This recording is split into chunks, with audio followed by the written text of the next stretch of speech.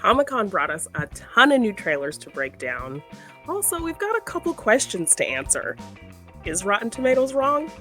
And am I welcome on Sesame Street? Also, with Nope in theaters, we're getting extraterrestrial. Welcome to the madness.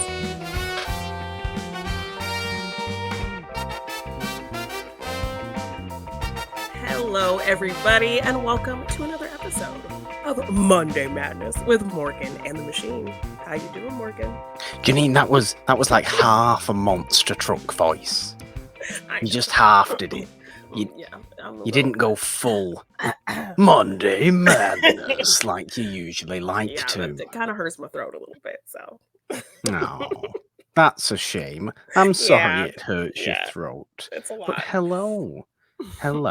How are we all? It's Monday Madness. I'm Morgan. You're the Machine. Hello, the Machine. Hello. The Morgan. That's how it works on Monday Madness.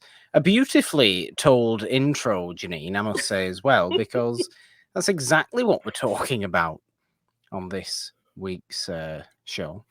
All kinds of craziness, all kinds of alien craziness, a fun, descriptive game at the end of this week's episode as well, all based around various aliens from popular culture, but a whole bunch of stuff before we start talking about aliens and all that sort of stuff, in honor of the movie Nope, which it has to be said neither of us have actually seen at the time of this recording. Nope. Me for a reason. So we don't even know if it's, specifically about aliens, but it is though, isn't it?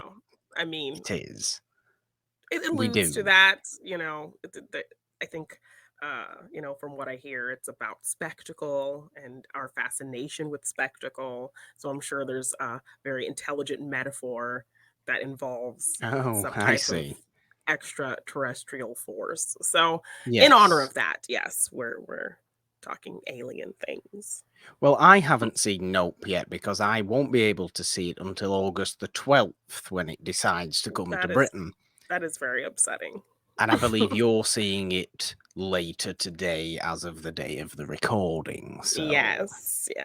Also, as of the good day of for recording, you, Jeannine.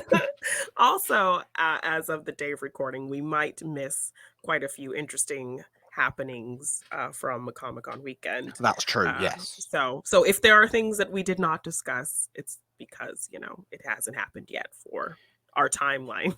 I hope people understand that Monday Madness is not live on a Monday. Yeah. Or, or recorded on that Monday that it comes out. It has to be said, Monday Madness is, for the most part, recorded on the Saturday before the Monday. Yes. So, there you go. Anyway, we do have a bunch of fun stuff to get into before all the aliens, don't we, Jeannine? So I will ask the question that we like to ask and say, "So, Jeannine, so a lot of today, a lot." Yes. So, of course, Comic-Con weekend. So we've been getting inundated with a bunch of new trailers for things we maybe knew about, things we weren't so aware of. Yeah. So I didn't even know they were making a Dungeons and Dragons movie. Hadn't got a clue. Honor Among Thieves. The cast looks pretty good. We have Chris Pine. We have Michelle Rodriguez doing her, her kind of actor trope. You mean Michelle Rodriguez being Michelle Rodriguez? Yes. Surely not. Being tough, badass lady of the crew. Yeah. I mean, she's very good at it. She's made an entire career out of playing exactly that. We can't fault Michelle Rodriguez for doing it. But also, I don't know about the casting of Hugh Grant. Like, I think most people just assume British people can, be in some type of medieval setting and it fits. But he is always just comes off as a very modern British person. So it's just gonna be weird seeing him in this kind of fantasy type situation as the villain. I hadn't got a clue they were doing a Dungeons and Dragons movie. I've never played Dungeons and Dragons. The amount of Dungeons and Dragons knowledge I have comes from Stranger Things. Yeah, essentially. Apart from that, Same. absolutely clueless. I know, wasn't there a dreadful movie from the early 2000s with Jeremy Yes. Irons? Yeah. Now, is Hugh Grant just going to do the kind of thing that Jeremy Irons did in that movie and ridiculously ham it up? Well, I mean, I think this is supposed to be kind of a comedic and silly. So I don't know. I feel like maybe there might be another layer to this. Like there might be like a fun Jumanji layer where it's Possibly, yeah. like we pan out to actually see or like a Lego movie situation where we actually Yeah. kind of pan out to see kids actually playing as these characters, and then we kind of jump back and forth between the kids playing the game and like what the characters are doing I mean, within, surely you know? that would actually make sense. And to be honest, I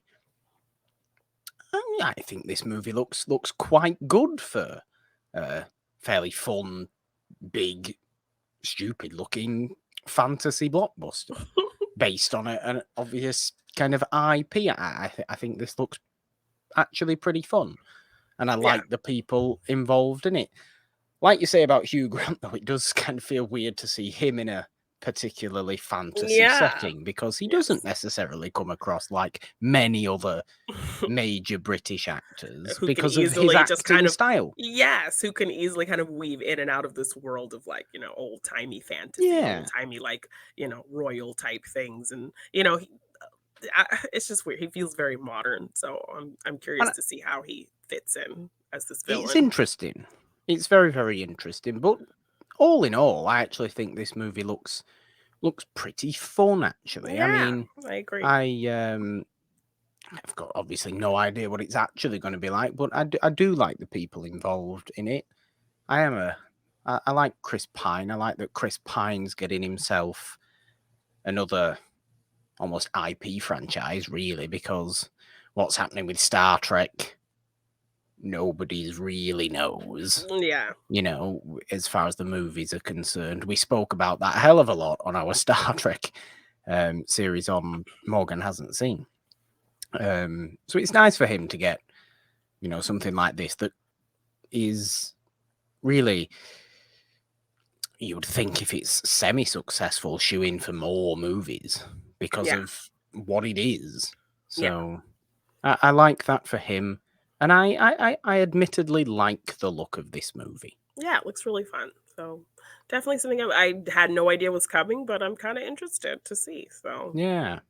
I mean, I'm interested in this little kind of non-trailer topic we actually have to talk about in the What's Up Today.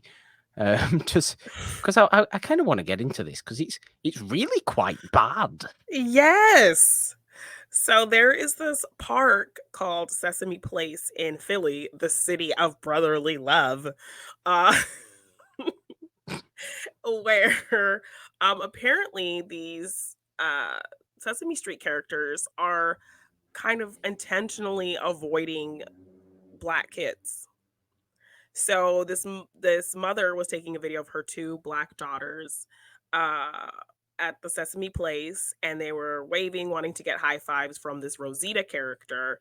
And you see Rosita giving high fives to all like kind of the white people. And as soon as she gets to these two little black girls, she's like, no, no way, and like shakes her hands no at them and keeps on walking.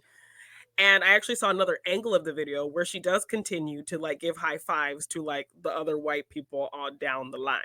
So, I mean, there Bizarre. is, yes, very bizarre. So, I mean, there is a very slim slither of the opinion that, okay, you know, maybe you're jumping the gun on making this about race. Maybe there was something else going on. They actually put out a statement saying that the performer was devastated that they were not intentionally ignoring these kids, that I guess there was somebody in the crowd behind them who was constantly bugging them to hold their baby and take a picture, but they're not allowed to do that. So she was saying no, the character was saying no to those people also because of the costumes. The eye line is difficult to see certain people, but you saw those other kids before them.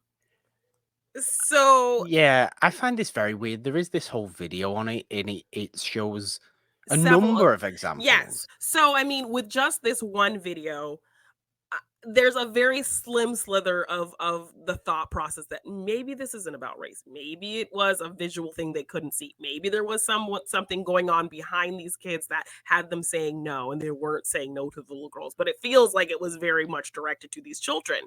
Um, so, and even if something was happening behind the kids, why are you still ignoring the kids? So, yes, definitely I could see, a sliver of the opinion that, okay, maybe more context, Yeah. what's going on. But then when you see more people coming out with other videos of these characters being terrible to these Black children, there's literally, and most of them are this Rosita character. Yeah, just There's one similar where, situations, isn't yes, it? there's one where literally a Black little girl is right in front of Rosita. You can see the eye line look at the little girl, and then she does a little dance, bypasses the little Black girl, and goes and hugs a white kid next to them. Another one, literally a Black child right in front of Rosita again, hands up like for a hug, and Rosita's just dancing like so they, and then a little white girl literally cuts in front of the Black girl and they hug the white girl. Then I don't know what's going on with this purple ass Muppet who decided to charge this little baby, like a little baby, like maybe 1.5 years old, little baby. And he comes up with his arms out, like it's just belly bumping, and knocks this little baby down. What? It seems like, look, there might be something sinister in all this. I hope to God this is some sort of weird comedy bit that someone's playing. It's not. What are the It's odds not of that. But what are the it's too absurd to me to yes? fathom. So whoever's running this park is somebody with some kind of bias who is hiring people on because it's crazy the amount of videos that were coming out. Literally, there's one of Bert slapping. Like he literally just slaps a Black girl across the face. He's going down the line because it's just it's just so ridiculous. ridiculous. He's going down the line. He's giving all the white kids high fives and hugs, and then he gets to this girl and he just like puts his hand like to her face like that, like get out of here. Like what? And the girl turns like, "Excuse me." And all these kids look sad and devastated. So the mother of these two girls, I think she's actually taking some legal action. The park had said that they apologized, that they offered this family a VIP experience, and that that's not what they stand for, this and that and the other. But the family has said that that didn't happen, that they weren't offered any kind of VIP anything.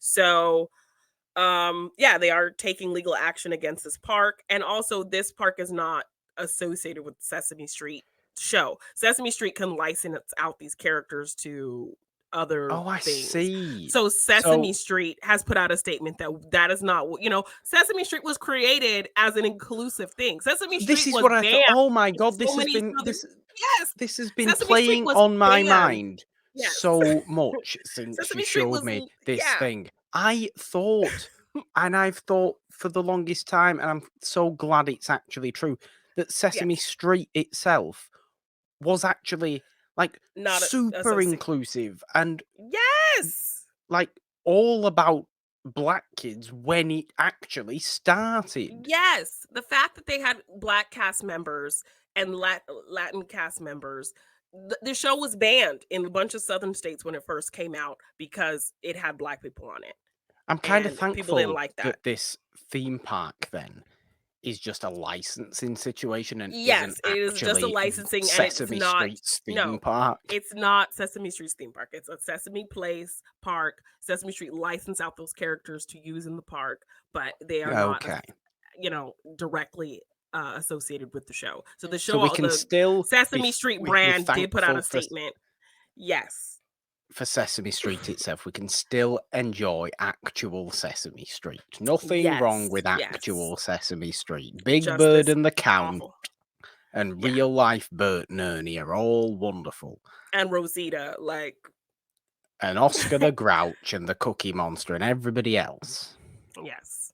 So when I saw that whole kind of run of videos, it's just so heartbreaking and so just appalling and so just confusing. Like, it is confusing. It's very confusing. It has to be a culture at this park that this is happening. Multiple characters, unless it's that same person, just might be that same person. Because most of them were that Rosita character.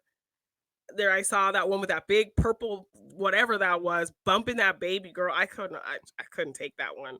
And then Bert just slapping some girl across the face. Like, It might be what? the same person in the costume. It might be. So it might just be a case of this is one person, but it is absolutely bizarre. Is Moppertop Sesame Street? Is that Sesame Street as well, or is that like a spin-off thing? Muppetop. What? Moppertop, the big green dinosaur-looking thing. I don't know what that is. You don't know what that? Oh God, I'm not losing my mind here. Moppertop actually exists. He does. He does. I'm not losing my mind. Moppertop's shop. There was a whole thing. It looked like Sesame Street. It was a big green dinosaur dude.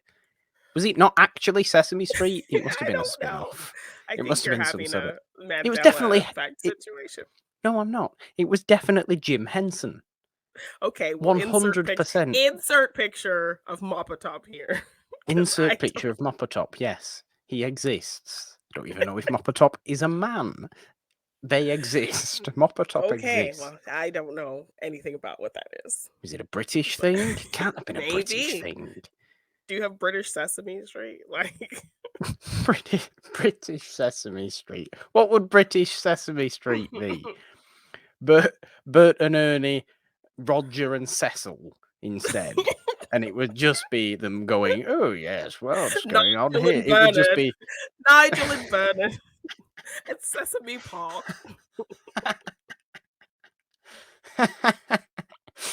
Oh dear. Sesame Townington. I think we should make British Sesame Street. Oh my gosh, everyone's just all proper. Hello, Nigel. Oscar. Hello, Bernard. Oscar the Grouch, who is exactly the same. Yeah. Because it just fits. Oh my goodness. But I'm fairly certain Moppertop wasn't British though, but I'm getting too caught up on that. This is a weird thing. Yes. So this is a weird thing. I'm really curious to see where this legal action goes. I think it's a fair thing to pursue because this is just awful. Like if you see these girls' faces, like, and just kind of seeing the pattern of this happening to so many Black kids, like Black people are already a group who have dealt with prejudice and already feel like a very undervalued, shut out group. And to do this to young children and set that standard for them in their mind, that characters they love and characters that teach them, just dismissing them like that. I mean, it could cause some like hard effects for them and really, affect them. So no, you're not wrong at all. So just insane thing that's happening. So I'm really curious to see where this mom's kind of case goes and in the action that she's pursuing, because that's totally messed up. It is. It's very, very messed up. Yeah. There are more trailers we would like to talk about. It's like Trailer City at the minute. It is. It really is. There's trailer upon trailer upon trailer. Now, last week, well, I'll only briefly mention this, and we don't really need to talk about it, because last week, of course, was our big Middle Earth episode. The Rings of Power trailer had come out. There's now also been an extended Rings of Power trailer that came out that shows even more, and it looks even better than the last one did, and it's just perfect. But we spoke about that last week. Likewise, we also spoke about House of the Dragon last week, but the actual trailer for House of the Dragon has come out now, and it's everything I wanted it to be. Yes, I mean, where this story goes. I know to an extent that, like, obviously, we don't see any of these people in Game of Thrones, so we know how, that. Well, it'd be very strange if we saw any of these people in Game of Thrones, considering it's 200 years before. Yes, I'm aware. So we are kind of seeing a glimpse of history that's only been alluded to. So people like me who didn't read the books, aren't going to probably know the full story. So for me, I read Fire and Blood. It's all there. Reading Reading's great, Jeannine. Don't hate on reading. When I actually sit down and read, I enjoy it. But when the thought of going and sitting down to read it just is like so daunting that I I'm just don't do shaking it. my head. I'm shaking my head. But Once I actually get into a book, I'm like, I enjoy reading, but it's just the idea of it is already just like, "Ugh, I don't want to. I just want to watch TV." we don't really need to talk about this because we did But talk about our we did, excitement and we our did. thoughts about the But yes, show I'm excited last about the week. show. Because I don't really know how it ends solely. Like, Okay. so, but I But like the story. this trailer is just great. Oh my god, is this trailer, the music, more than anything else, you know that the music of Game of Thrones was outstanding. And it's Ramin Djawadi again. He's clearly carrying it straight through. I'm so fascinated as to what the actual theme music for this series is going to be. Yeah.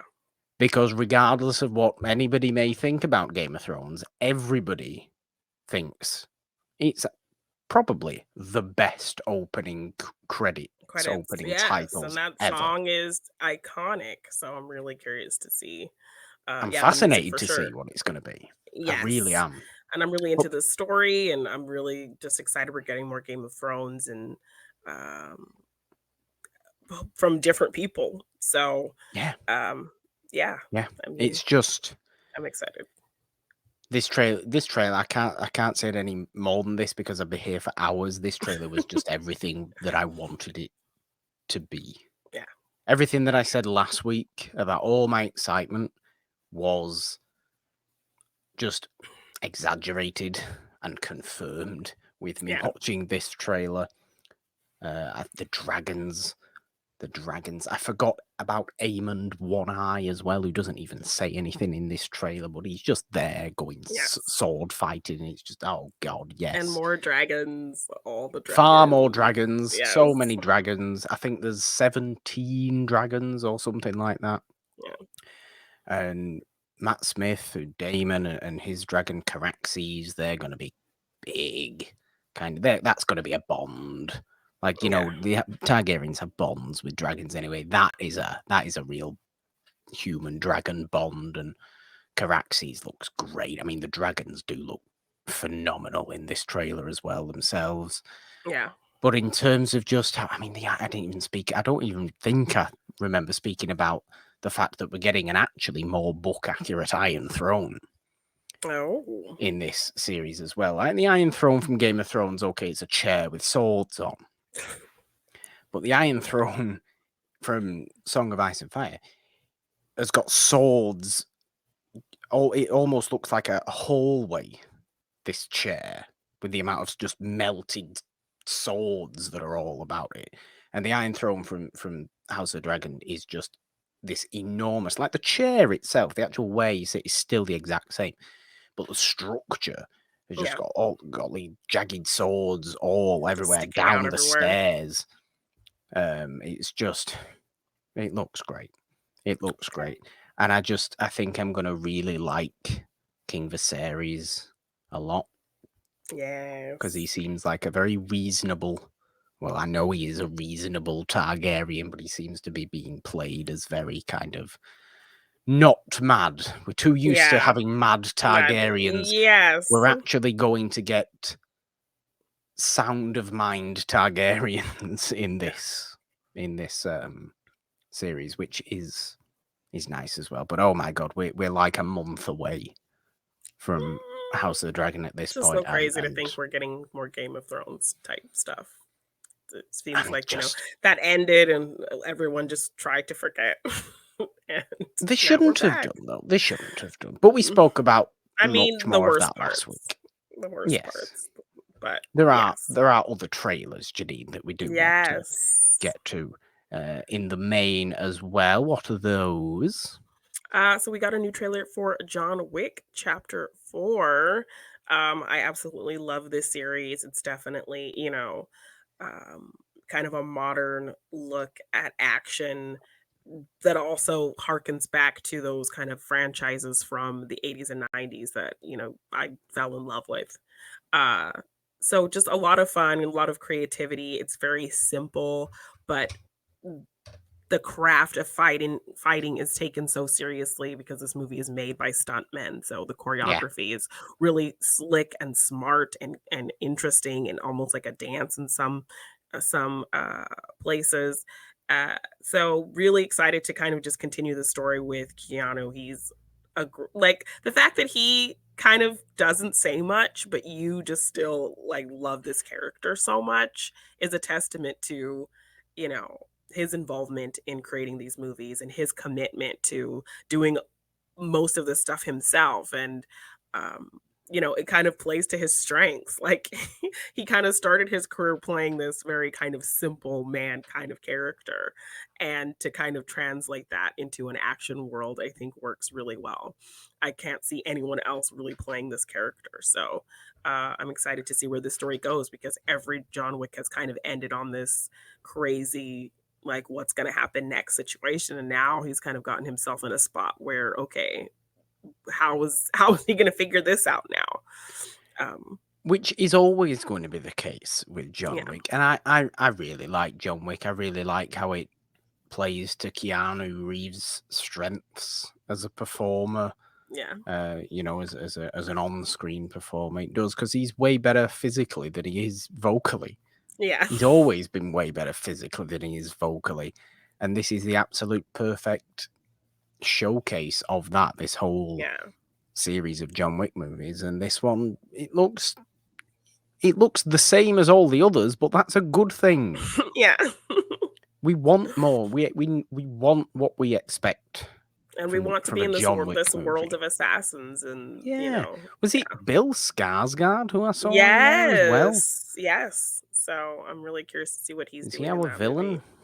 I think so. Or who is our villain? I suppose we don't really Yeah. know the plot, but we don't have to know the plot. It's almost more exciting to go into a John Wick movie not knowing necessarily Yes. all the intricacies of what's going on, but all the favourites are back: Ian Ian McShane and McShane, Lawrence Lance, and Fishburne, Lance Reddick. Lance Reddick. Lance Reddick. He's such a badass. Like, so great. But you're going for the hand-to-hand fighting. You're Yeah. going for the non-stop action thrills. It looks like it's promising that again. Yes. What problem can we possibly have with this trailer for John Wick 4?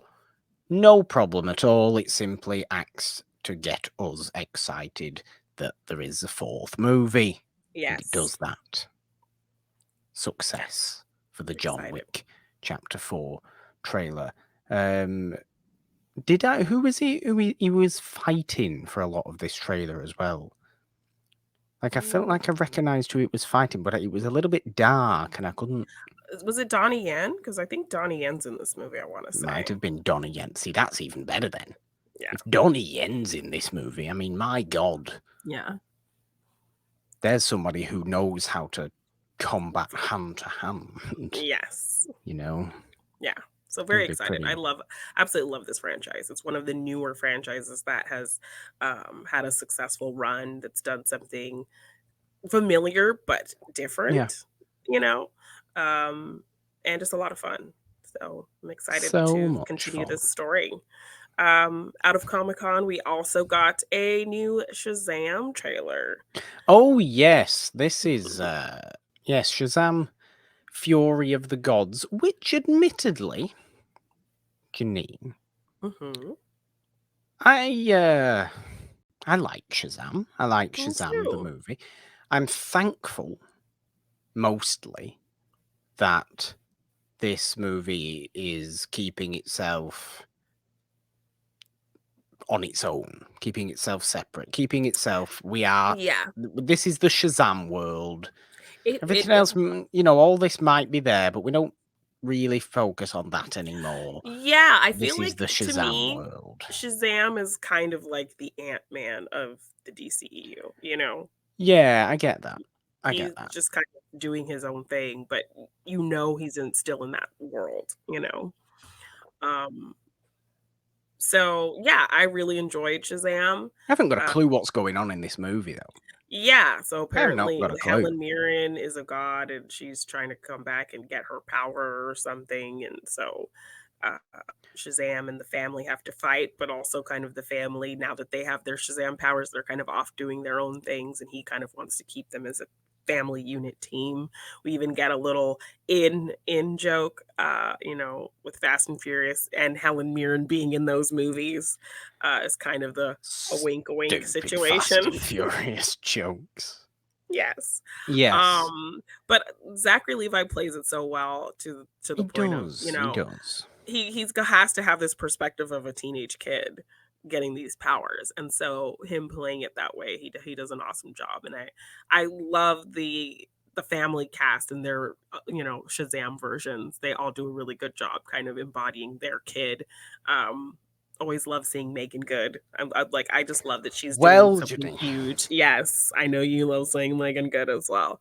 you But know like full she's well that I'm in for this movie for one reason and one yes. reason only, Janine. No, it's But not it's one like reason and one Megan reason Good only, is but one of those actresses that she's been in a ton of things.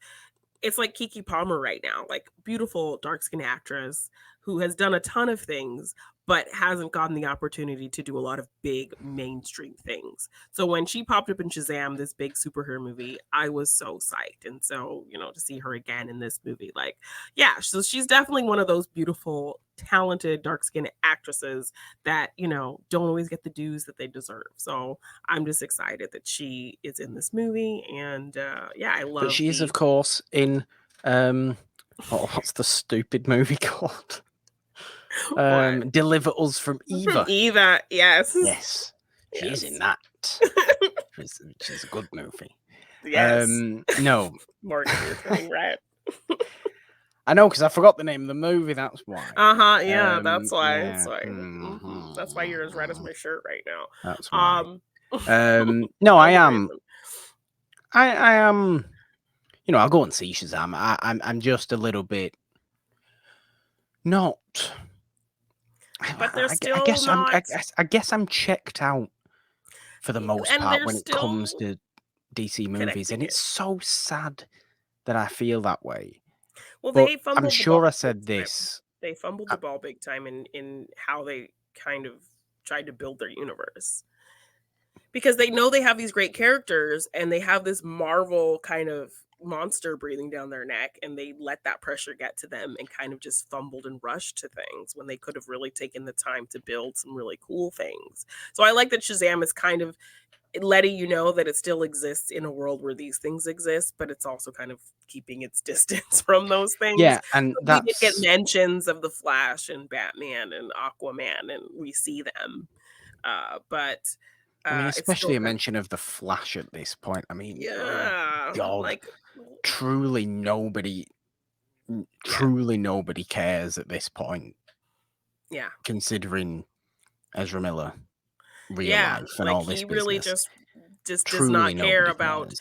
the money that the studio is putting into him and like what people want to see. Like he doesn't care about the fans. He doesn't care about the studio. He doesn't care about anything. If he's going to be so reckless and crazy, and I don't know. No, I don't know. I don't know either. But what the thing to like most about Shazam is the fact that it is treated as though it's on its own, Yes, and we should go into it expecting. I mean, yes, you've got this Black Adam thing as well, and maybe at some point, if they both, if these movies both do well and are fairly well received, and they can who's to kind of say build to you a can't merge the two? I'm sure you can. You can merge the two there. They both have and lightning bolts there on the are thing. They're the same. yeah, Are they not and I do supposed to be? believe Is he yes, I not supposed do to be the villain of a I do Shazam believe thing? he is a Shazam villain. And at the time of recording this, there's all these rumors of Henry Cavill popping up at Comic Con and doing all of these things and announcing things, and so who knows if Well, this comes out on Monday, and I want to see if I'm right. okay, Might be negative to say, might be upsetting to say, and admittedly upsetting to say. I think this is Henry Cavill going, I'm finished. Thank you for all your support. I think that's what this is. okay, I think he's going to make it all the die-hard DC fans quite upset, and all the Well, DC they movies really, fans, I should say. I they really did not give him his But opportunity no, to they like. didn't. No, he No, could they have. didn't. He should have gotten his sequel to establish him being Supermaning, after everything. After killing Zod, now he's on Earth. Now he's in love with Lois. He's at the Daily Bugle, the Daily Planet, The Daily Bugle. It would the be Daily. interesting if he Yes, was at the Daily yes, the Bugle. Daily Planet. I would love it. I would love him Yeah, to be at the Daily Bugle. Imagine Superman versus Jameson. That'd be yes, great. yeah. Well, Jameson is Clark, have you got these? Have you got these reports for me? What? What? So I didn't. I'm sorry. well, I'm sorry. Jameson is Commissioner Gordon. That's why it got That's true. Yes, he confused. is. So, um, yes, the Daily Planet. So that's kind of how we end the movie. So I wish we would have seen a movie of him like having his own Superman story now established in Metropolis and doing his thing as Superman, and then something happens. So But look, then Jeannine, we could have built to who's to that. say? But Who's then to we say just that got convoluted BVS that just really we know? did not serve We his character at all. yes. And now for him to just unceremoniously be, in limbo for all this time. So if they do give him an opportunity to say goodbye because he loved playing this character, he absolutely, this was a dream for him. So I just view that as the most realistic plausible. eventuality. Well, I mean, Discovery now owns Warner Brothers, and they have talked about like still wanting to work with him. So Look, I've no idea. I've no idea. I've no idea how that. I will know when this episode comes out, but I've no idea at this point. yeah, I just view that as the most realistic plausible. Okay, well, everybody will eventuality. Like I know said, before us. yes, they will. In theory, yes. Yes. But as far as Shazam goes, I'm just a little bit unsure of what the movie's necessarily about. But I enjoy Shazam, the first movie. I do. And will more than happily go and watch this movie, expecting funny, fun superhero goodness. Yeah. Because I don't think I think that's a positive in it as well, is that we almost can treat this movie as very separate, where we don't have to think about anything else going on. Okay, you've got to think about the first Shazam movie, but it makes a hell of a lot of difference from most. I think this was the fresh thing about the Batman. It was That it just was just a clean totally slate just start. Yeah. that, and you didn't have to worry about anything else. As much as we love the MCU, and obviously we love the MCU on this particular YouTube channel in particular, Yeah. You always maybe need a bit of a refresher when you go into an MCU. I mean, you don't have to, but like, you need you to know, remember so many things. yeah, it's a You lot. do. It's like It just homework now. a little bit. Yeah. Good, fun, but you do need to remember so many things, and you just don't with this. So it's a pressure taken off situation. Yes. And I think it's pressure taken off the movie as well. 'Cause I think this movie can go out there and, be distributed, be watched without really having any pressure to do anything.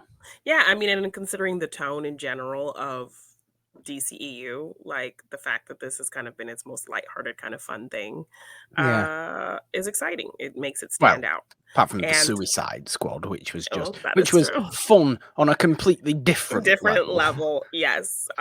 in nasty and gory and But more horrendous. PG-13 Yes. rated fun. But yeah, it definitely feels like the Ant-Man, the more silly kind of comedic standing on its own type DCEU film. So I still I want to mean, I still want to see actually more the Suicide Squad / Birds of Prey stuff, because I just think they're great. yes, I loved those movies. I really I did. really do. Yeah. That's when terms of that universe of movies.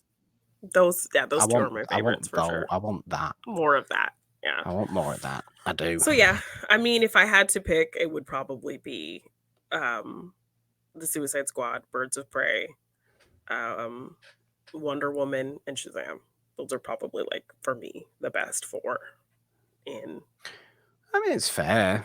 It's Yeah. fair. It would take And maybe Man of Steel. longer. That would be like my top 5 DC situation. I mean, you could bring actually Snyder's Justice League into that conversation, because I actually think Snyder's Justice League was a fantastic movie. It made great additions that we needed, and yeah. I really do think it was an excellent Justice League movie, but I don't know. Marvel's beating me over the head too much that I can't almost think about DC with any sense at the moment. Yeah. Which is unfortunate, but I mean, Marvel's really beating me over the head. Yes, and then DC is just kind of dealing with some drama as well, so it's really hard to kind of get it. He's super excited because what is happening with Aquaman and all of that, and what is happening with the Flash and all of that, and it's just it's annoying more than anything, really, isn't it? Yeah, it's annoying that things are being spoiled. Jeannine. Yeah, things are being spoiled. Yes, there is one more trailer we did want to talk about, though. Yes. And this is a particular return to a franchise that has had its detractors as well. But Morgan isn't one of them. Because Morgan will happily watch anything remotely where Michael Myers is walking around with the Halloween theme tune playing behind him. Well, as of the day of recording this episode, it is 100 days to Halloween, like the holiday. So, oh, is it? Okay. Yes. So yes, I do love the Halloween movies. Like, I love the first one. I really, really loved 2018 Halloween. Halloween Kills. Halloween Kills was weird. Sure. It was not like, it was very frustrating. The amount of make sense. It didn't make sense. The execution was terrible. People were making stupid ass decisions. The only redeeming thing about it was how cool and brutal the kills were. That's the best thing about that movie. I think other than time has been kind to Halloween Kills, because I now just view it as, oh my god, is it ridiculously stupid? But also, so's Halloween 4. Look at Michael Myers' mask in Halloween 4, but do I love Halloween 4? Of course I do. Of course I do. Halloween's great. Halloween 2's great. Halloween 3, Season of the Witch. And I love weird Halloween and great H2O. and on its own. I love Halloween H2O. Halloween 4's great. Look, do the Halloween movies get stupid? Yes. But is that okay? Yes. Which is why I think time will be kind to Halloween Kills. And in my mind, time has been kind to Halloween Kills. Because, yes, really frustratingly dreadful decisions made by characters in Halloween Kills. But we don't care, because we're not going for smart people, are we? No, we're going to that movie for ding, ding, ding, ding, ding, ding, ding, ding, ding, stabby, stabby, stabby. That's what we're going for. Okay, and well, we're getting a 4-year time jump. Are we? I didn't even know that. This is great. Yes, I believe it's like a 4-year time jump. Why? We open with Michael going into this house and going upstairs, and Laurie's waiting for him with the gun. People have pointed out, though, as he opens the door, he's not missing his fingers. So is this a Ben Tramer situation? Is this a Halloween resurrection situation where Laurie is going to kill an innocent person and thinking it's Michael? Or is this just a scene they put in the trailer to, like, just throw you off of what's going to happen? I don't care. All I want is somebody in a it doesn't even have to be Michael at this point. Make it a Ghostface situation. Just put a William Shatner mask on a person, on a random person, and have them walk around with the theme music playing. I don't care what happens in a Halloween movie as long as the theme music's playing while the chase and the walking are going on, and there's some cool kills and cool shots. Whatever people do in Halloween movies, if you start thinking too much about what people do in slasher movies, you'll never watch a slasher movie again. Slashers are my favorite genre, but I can still criticize the, like... Yes, you can. Yes, you can. No, because, like... Literally, yes, you get a couple stupid people, but at least you get some people who die fighting, who die trying. Nobody tried. Nobody tried. Nobody tried. That stupid black lady. Like, I will not ever No. forgive that stupid My black favorite lady thing. who's like, literally, you were at an unlocked door. Instead of opening the door and leaving, you decide to close the door, lean up against it, and just watch this man fashion a weapon to kill you. You watch him for a good 15 seconds fashion a weapon to murder you with. You grab a Yes. knife and you don't even swipe the knife at him. You just hold the knife in your hand as he just walks up and stabs you in the neck. Excuse me, ma'am. So there are always going to be stupid people who make stupid decisions in slasher movies. That's just the trope of the thing. But every single person, every single damn person. No, I'm sorry. My favorite thing was the entire community of Haddonfield were insistent on the dude who looked like the Penguin was Michael That was Myers. going to be Michael Myers. And then They show up were to the street obsessed with fight. that fact. We You have to show go up to after this dude that doesn't look anything like the description of Michael Myers whatsoever. And you have some people showing up to the street fight with an iron. Lady, what are you going to do? You're going to press his jumpsuit right there. Oh, Michael, you've got a crease in the back of your boiler suit there. Let me just iron that out. I hope it's at least hot, lady. Like, oh God. But yeah, like, I don't know. I assume that Judy Greer is dead, and so now maybe Laurie is living with her granddaughter, and Michael. So I think what's happened is is Judy Greer dead? Did we see Judy Greer? We just saw him stab her because she's in his window, and he just that's right. Yes, and stabs her. That's right. Yes.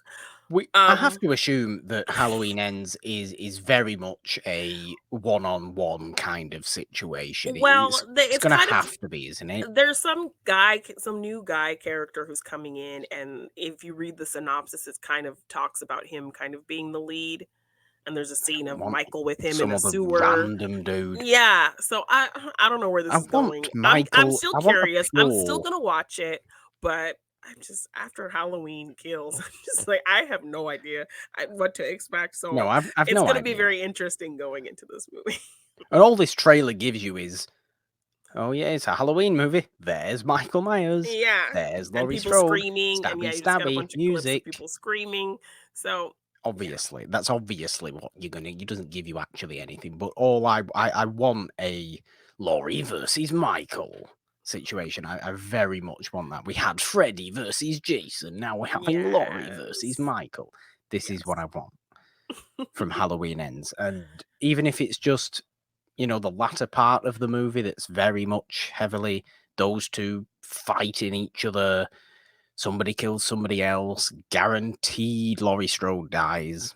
Just gonna say it now. 100% gonna happen. I mean, we see her hand almost go in a garbage disposal, so I don't know. Maybe 100% gonna happen. In fact, they're probably going to end up killing each other in a weirdly romantic situation. Well, I mean, I thought they were leading up to her getting with that cop guy, but no, that would be too nice. Death. This is tragedy. Death for Laurie Strode again. Again. Yes. Again. Okay. So yes, Halloween Kills was so damn bonkers and frustrating, but it hasn't made me not want to see where this is gonna go. So no, but Halloween 2018 was great. So great. And made actual sense. Yes, it did. I still think Halloween Kills was technically great. I just think the story of it was kind nonsense. Of bonkers.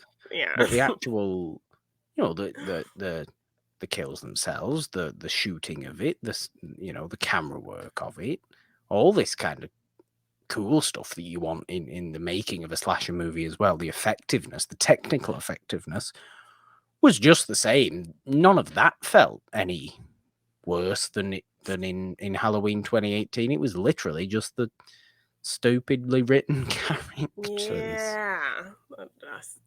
Yes. Yeah. But yeah, Halloween ends. I'm gonna see Halloween this ends. movie, I'm all and there. yeah, I'm all Blast in. out John Carpenter music Yeah. in my eardrums. Rupture my eardrums with ding ding ding ding ding ding ding ding ding ding. Yes. Just do it. Great simple score. Love it.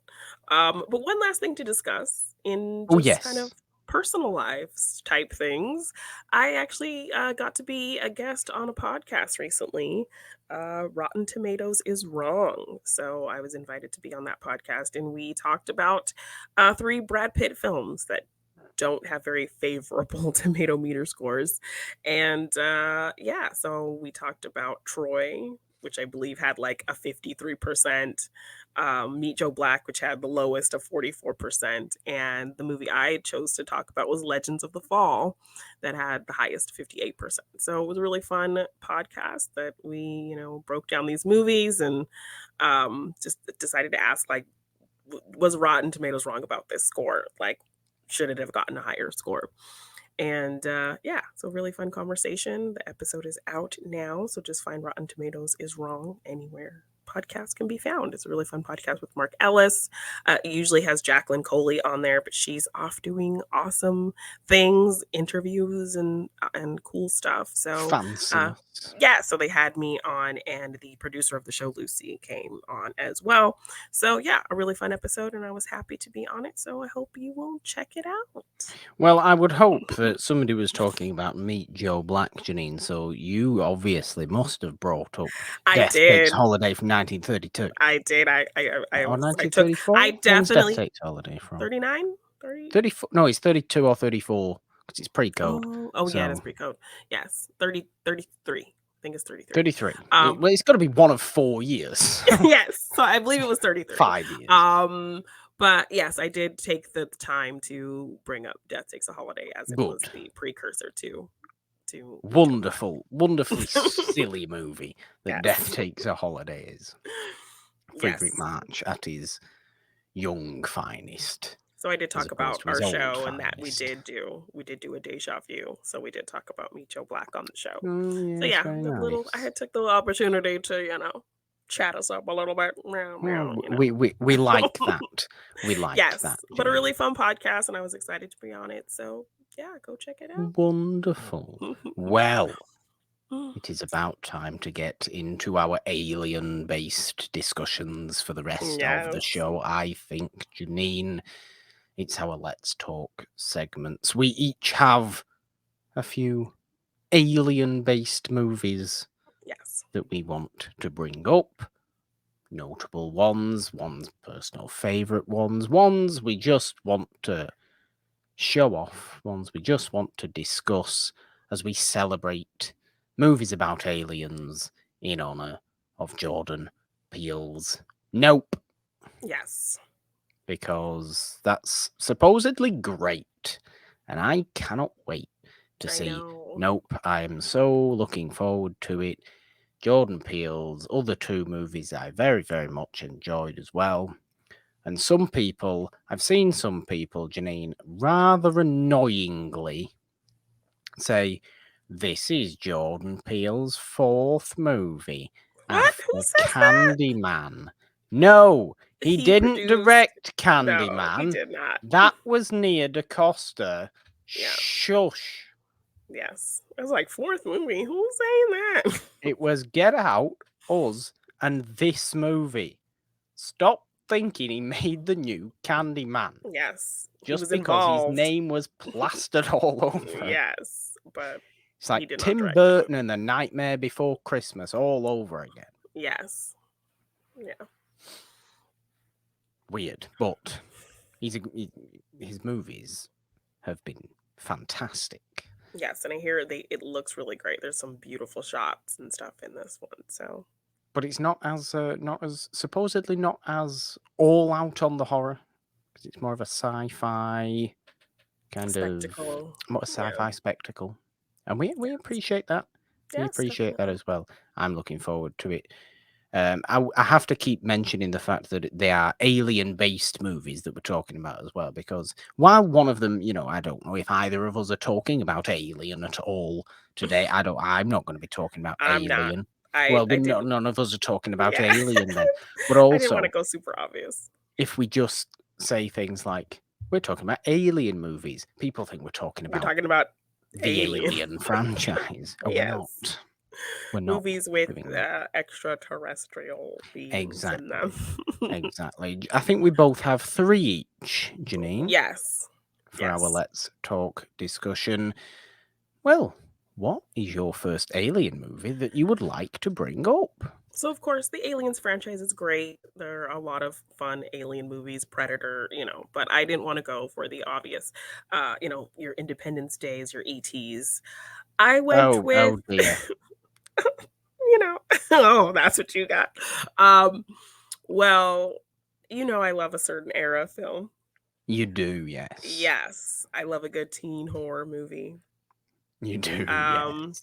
so cross a teen horror movie with iconic horror film like Invasion of the Body Snatchers, and you get The Faculty, The directed by Faculty. Robert Rodriguez, Elijah Wood, Jordana Brewster, um, Josh Hartnett, and that ridiculous piece of hair sticking out. I can't stand it.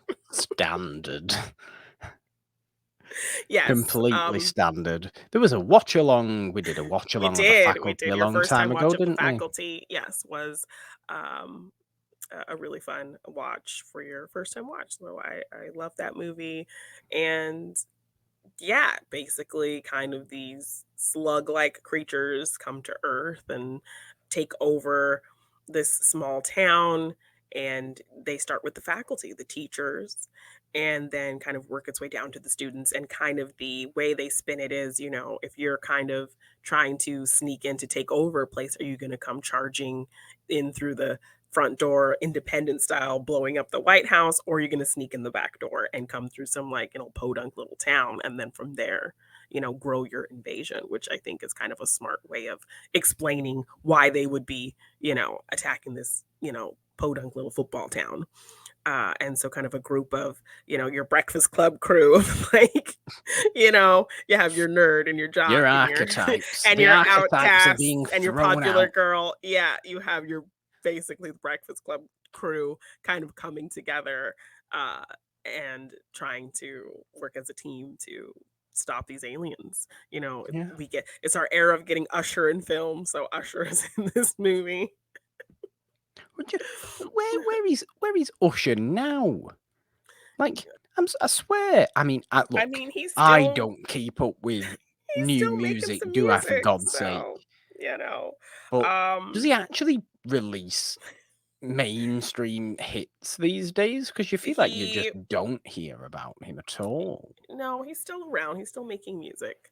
Um but yeah, like this was the era of, Usher in film, and just these familiar teenage faces kind of popping up and everything.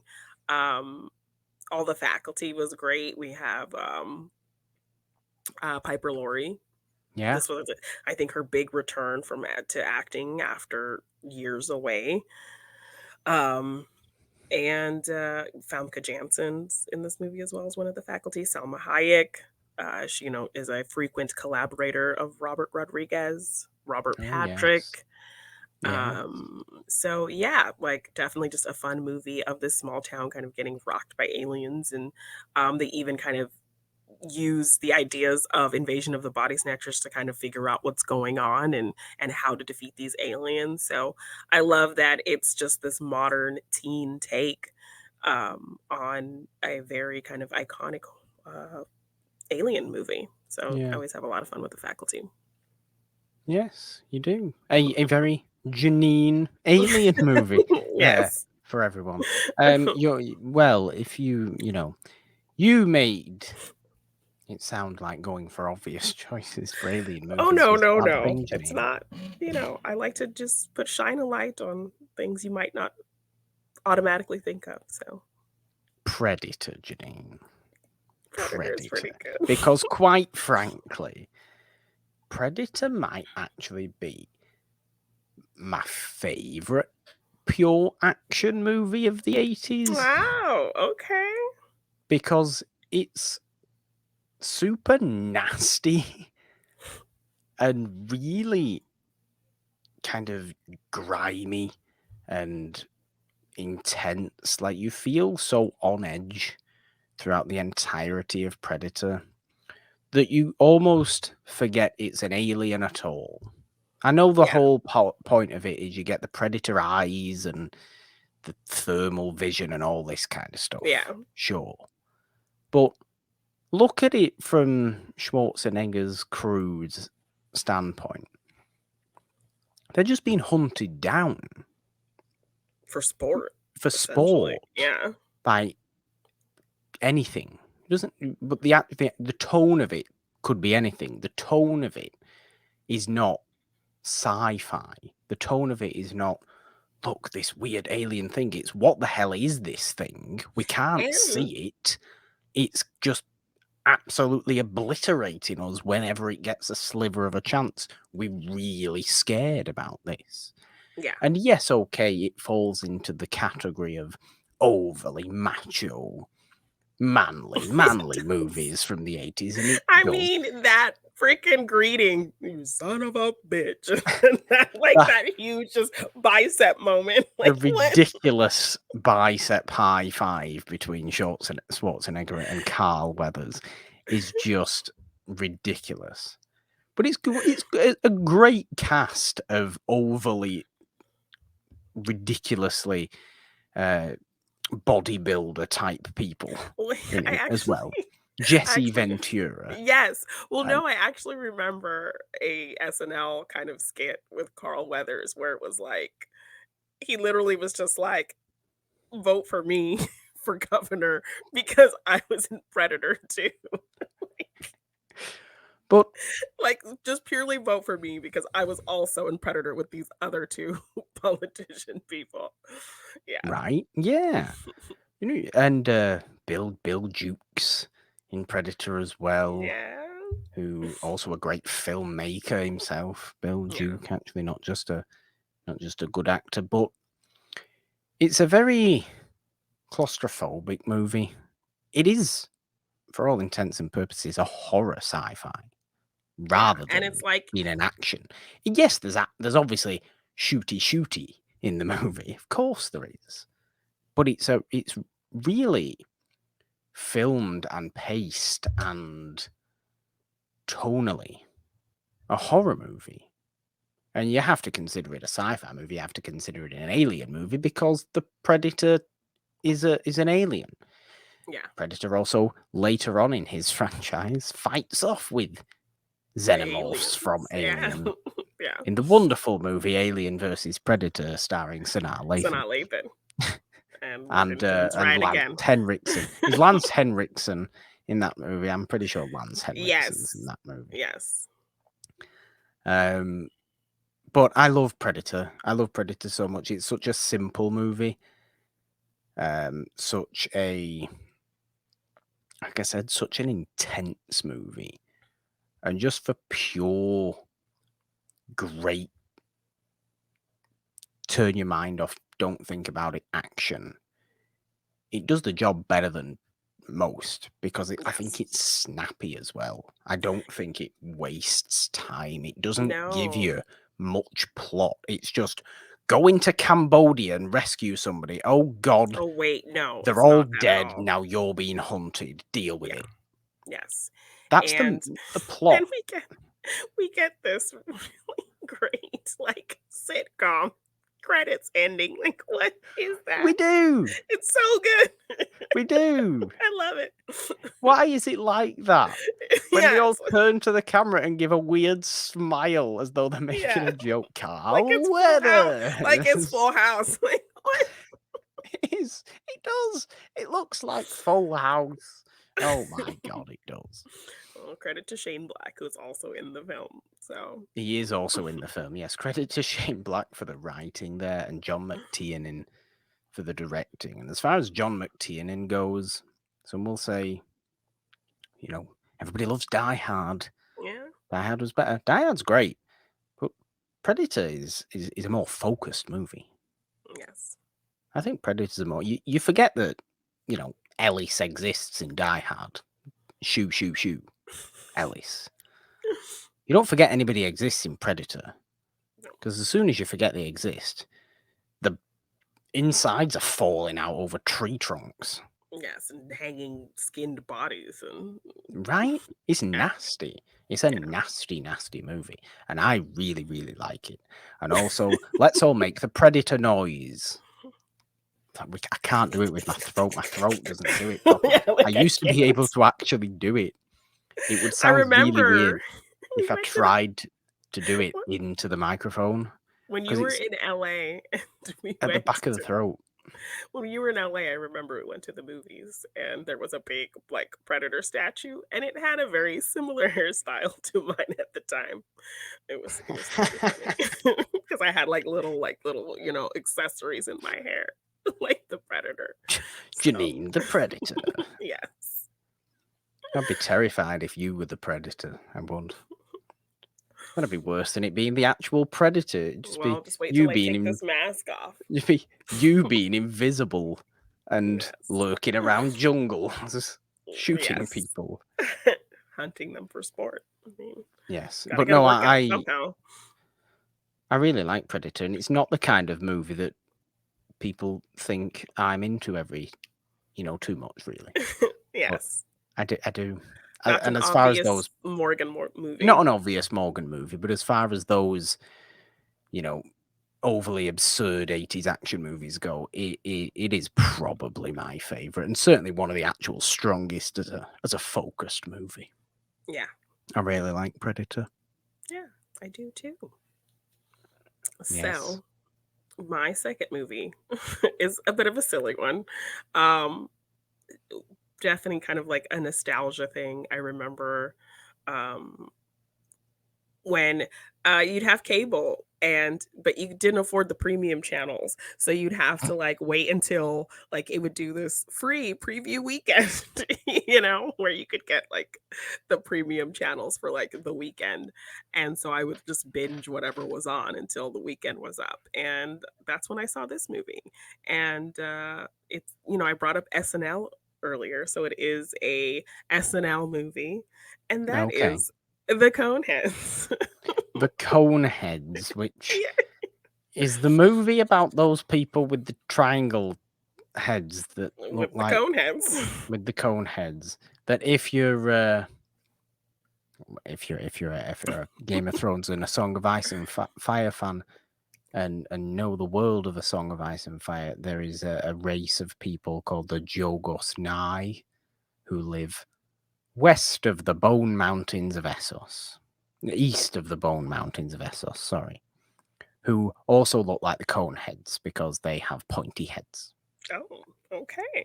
Well, good to know. But yeah, I remember watching this movie and just kind of having fun with it. Like the fact that these people look so ridiculous, but people just kind of don't really address it. Like sometimes it comes up, but for the most part, people just kind of play it really straight around them, even I though they're admittedly have no concept of this movie whatsoever, so no. So it Dan Aykroyd and okay. what's her name? Oh my gosh, I'm blanking on her name. They are stranded on Earth, from their planet Remulac because they have this whole plan to, of course, take over Earth. So they end up crashing, and they can't get a signal to go back to their planet. And when they We've finally got no do, phone yes, signal. right. So when they finally do, they're told that they have to wait on Earth until a long time before, the mothership can come and get them. So they end up kind of assimilating and making, and uh, you know, um, Dan Aykroyd's character, he ends up kind of, he's a great worker and he's really smart, so he ends up kind of working his way up, and he meets Sinbad, who kind of gets him hooked up with like Sinbad. yes, who's his boss, who like he like runs up an appliance shop, and so they live very poorly, and then they kind of work their way up. It's kind of this whole like it's like an immigrant who comes to America and, like, works their way up to. Okay. Yeah, so it's literally like this. They play it like an immigrant story of, somebody Okay. coming That's to quite America and interesting, making their actually. way. Yes, and then, uh, they have a child, so then that's kind of, that next generation growing up in America, and, yeah, it's just kind of when you think about it, it's a silly movie about aliens, but it's also this kind of really interesting immigration story, and also we have, like, um, you know, uh, government people chasing them, who Yeah. are, obviously like illegal aliens, then they're actually Okay. aliens coming after them. So it's like them trying to live a normal life. They've assimilated to Earth. They actually kind of don't want to go back to their planet because they've now been on Earth all these years. They've built their way up to now owning a home. They have their teenage daughter who's very kind of assimilated to America. So she's kind of like, I don't get you, to her parents. And um so yeah, it's really funny. I wasn't, like, huge on the skit of it on SNL, um, but, just, yeah, really have a lot of fun with this movie, and yeah. Uh, Jane Curtin Jane Curtin, is yes, the in uh, the wife, I yes. assume, in Thank you. in Coneheads. Um, but no, that actually sounds like quite an interesting idea. I hope they actually play it in that story Yeah, sense well, they talk really significantly. weird. They have a very weird way of speaking, and, you know, Is this what people just obsessed Dan Aykroyd with aliens and all this weird I stuff? mean, perhaps. But yeah, they're just kind of playing it very much straight, and everyone around them is just kind of like acting like it's completely normal. You'll get a person here or there like, what the heck? Why do they look like that? But for the most part, nobody really addresses how Okay, they look, and they just kind of are living their lives. So okay. That actually sounds quite interesting, yeah, admittedly, that, it's a fun movie. Janine. It's one of the better SNL adaptations. Okay. Well, my second one is a movie that you forget is an alien movie, really. I mean, it's also a movie with its, undercurrents of themes of kind of scare. No, what am I talking about? Themes of, should we say, well, a pure race of people, shall we say, and Okay. they're thinking they're better than everyone else and taking over because they are pure and they all look the same. Funnily enough, they're all white and blonde haired. Janine, this is Village of the Damned, Oh, which yeah, I people definitely would forget not is an have alien outright. movie, Okay. but is in fact an alien movie because how do the children get born in the first place? Because there's weird alien presence, a Yeah, weird I never. alien parasite that impregnates, or we don't see it, Yeah. but that is what happens. That impregnates all the women of the village of Midwich, and thus all the children are born. Okay. But I love Village of Damned as a movie. I think it's such an intelligent sci-fi movie, a sci-fi horror, and I always forget his stupid name. Martin Stevens, I think is his name, something like that. Who plays the lead kid who's also in The Innocents. He's so I've never seen a child actor be that good in anything than he is in both of those movies, as playing just the creepiest child possible. Yeah, I've never Like seen Village of the Damned. Harvey Stevens, who plays, in fact, that might be, his name's Martin something. Harvey Stevens, who plays Damien in The Omen, is nowhere near this good. Nowhere Okay, that's near as that's a good as big this that's a big feat. guy from Village of the Damned. And George Sanders is there as our kind of hero Oh, figure. And okay. while the I don't think the adults in the movie are particularly overly interesting. It's the idea of Village of the Damned that's just so interesting to me, and this pure kind of race of aliens or race of children just completely taking over the control of this town.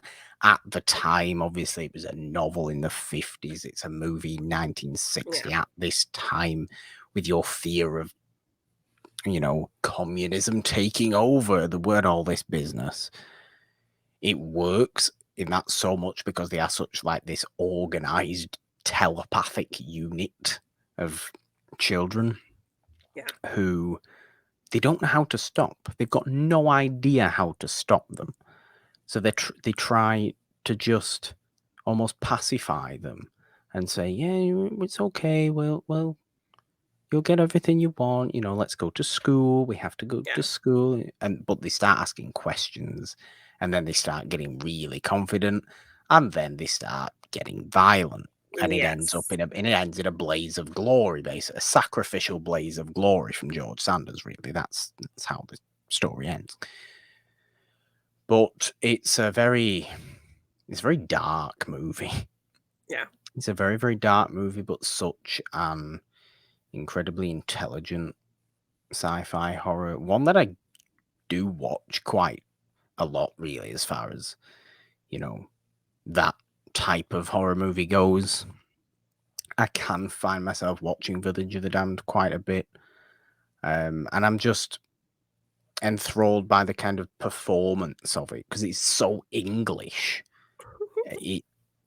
And Martin, whatever his last name is, who plays David, the lead child, Yeah. is unbelievably just upper class English snobbery that it's kind of it can sometimes come across to me like a class situation as well, where these guys are all these preppy children who look down on everybody else because they Yeah. know in themselves they are better than you.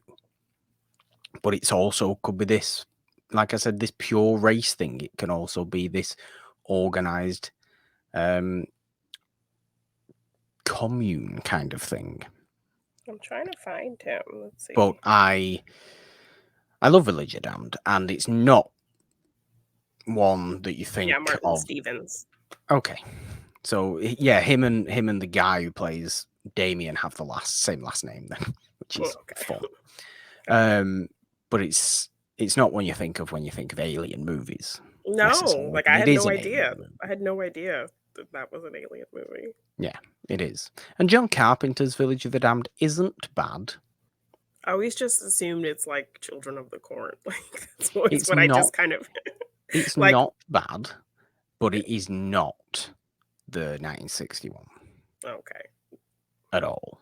There's a certain just deep eeriness to Okay. 1960s Village of the Damned, and a real crescendo of tension that I love, and it's such a really perfectly balanced build up to a Okay. final explosion, literally Yeah.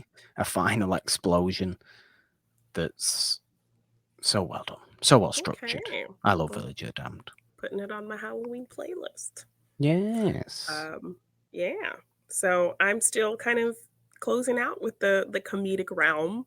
And my final pick for an alien movie that I do really love is Galaxy Quest. Well, Galaxy Quest is very good, Janine. That's why. Yes. Kind of one of those movies that didn't really do good in its time, then just kind of built up this cult following and became this kind of whole thing that everybody loves. And really kind of highlighted the whole kind of nerds at conventions type thing, which is now kind of like the cool thing to do. Is it um, though, or is it just the overpriced thing to do now? Essentially, yes, that too. That's why I've never been to a Comic Con, a San Same. Diego Comic Con. But yeah, just so fun, such a fun idea. We did actually cover it when we did a really fun series on movies about TV. Yes, something like that. It was a Yes. long while ago now on Morgan Hasn't Seen, but it Yes. was a Morgan Hasn't Seen movie. Yes, we did a series of movies about TV.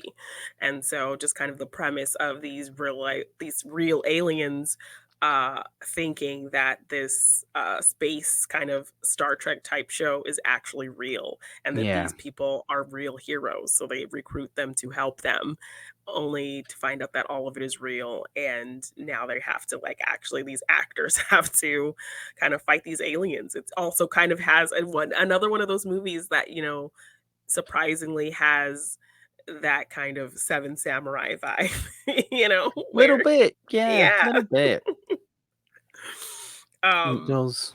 yeah, where you kind of get these people who kind of come in to help this small group. And yeah, I mean, they kind of hire them to come in and help them. Yeah, And even them as a group of cast members have a very strained relationship because Tim Allen has been kind of very cocky and taken the lead on everything and not given them their due. So it's kind of him really respecting his co-actors for once, and them kind of going on this adventure that they weren't expecting. And so it's a lot of fun. The comedy's great. I think the costumes are really great. Everyone has awesome chemistry. It's a lot of fun. Like, you wouldn't expect to see Alan Rickman like that, so it's great to see no, him be Alan very Rickman's comedic. He is so so good in good Galaxy in this Quest. movie. So yeah, everyone is just kind of at the top of their game, and it's hilarious and fun and kind of like the best Tim Allen has looked in a movie, I think. Like the most like I never Is thought of Tim wa Allen like that at No, all. Was Tim Allen ever a particularly attractive No, man? like I never saw Tim Allen in that vein ever The until this movie, and Santa I was kind of like, Claus. no, like never until Are this you one of movie. And those I people that's attracted to Santa Claus, Janine? no, I do not have a Santa fetish, but this was like this movie like made me like Tim Allen. It had me, Okay. like, raise an eyebrow a little bit, I thought but you'd be more into Alan Rickman and his his Klingon weird style alien head. head. Yes, and, like, the fact that he puts that makeup on for conventions and he's wearing it the whole movie, and, like, to a certain point where it's starting to come off and you just see his hair kinda, like, sticking out a little bit. Yeah. But, yes, love this movie. It's so much fun, and, yeah, I don't think it's something you would automatically think of right away when you're thinking of alien No, movies it's because there's it's so many kind of bigger, fancier things, but there yeah. are. There are. And I like that we've come up with a few there that Yeah, are a little bit under the radar a touch. yes. Alan Rickman is definitely the shining light of Galaxy Quest, though. It has Yes, to be said, he really is. yes. Because my last pick is arguably the most obvious of obvious alien movies possible. Janine, it's on my sign today. Oh, My okay. sign today is E.T. Phone Home. Let's all Ah, do the impression because we do a Predator impression. Janine, would you like to join me in an impression of E.T.? sure. E.T. E.T. Phone Phone home. Home. Be good. E.T. We like E.T., Janine. Do you know why we like it? I've got a funny story about E.T., actually. Okay. Well, first of all, why we like E.T. is because I, as a movie fan, had to teach myself a lot of my movie fanishness, right? So my family, sure, they like the odd movie once in a while, but they're not like me, you know? Like Yeah. your family, you have had in the past, your family were able to sit around, even if it was just you and your brother and your sisters and all this business. Yeah. Sit around, watch movies together. Not necessarily like that in Morgan's household. But I can tell you what it was like that for E.T. E.T. was one movie that I remember my mum and dad actually putting on and showing me purposely Okay. because it was E.T. So it means quite a bit. Yeah. And I don't watch it a great deal, admittedly. I don't watch E.T. like all the time. But it is such a beautiful movie. Yes, and It's like a such a magical beautiful piece movie. of cinema. And yeah, like I went to go see I wanna say when I went to go see Thor, they actually had a trailer of, doing a big re-release for the anniversary in theaters. So I would love to Oh go yeah, like because check it it'll out. be what is it? What is it now? 80, well, it'll be 40 years then. 40? Yeah. So yeah, Yeah. they're gonna do a re-release in theaters. So it's like a movie that I didn't get to see in theaters to actually go see it in theaters No, would be that'd be really, good. really fun. Yes, I like that. Yeah. I bet it plays so well on Yeah. a On a nice big big screen. screen. Your Yes. bike across the moon. Yes. And this is probably going to be in my a future TikTok series of terrifying frog scenes in film. Uh, Sure. Oh, for God's sake, Jenny, you're obsessed with frogs. You're obsessed I'm with hating terrified. frogs. I'm terrified of frogs. So when there's a scene of frogs just like consuming things in a movie or just an excess of them, I can't handle it. And so I'm this here. movie definitely when he has that moment with that girl and the frogs are just jumping everywhere, like terrifying. I'm I don't know here what I would do. trying to talk about how E.T. was one of few movies And all I'm fixated that on is is the frog scene. an actual family relevant thing for me, which is why I think it's a very, very special movie. It is. It is. I'm sorry I took away. And I didn't mean to take away from your and sentimentality. that's why I wanted to bring it up there. It's also one of, and always will be one of my very favorite rides at Universal Studios as well. Yes, it was so good. The ET, because not the last time I went to a Universal Studios, because that was with you in LA, but the time before, back in Florida, go on the ET ride, cycle around on the little bike, see all the Yes, I'm ET sad. I'm things. sad You get ours the is little gone. intro with Yeah. Spielberg, Yeah. and it's really one of Spielberg's best. It's Spielberg's run of just fun movies.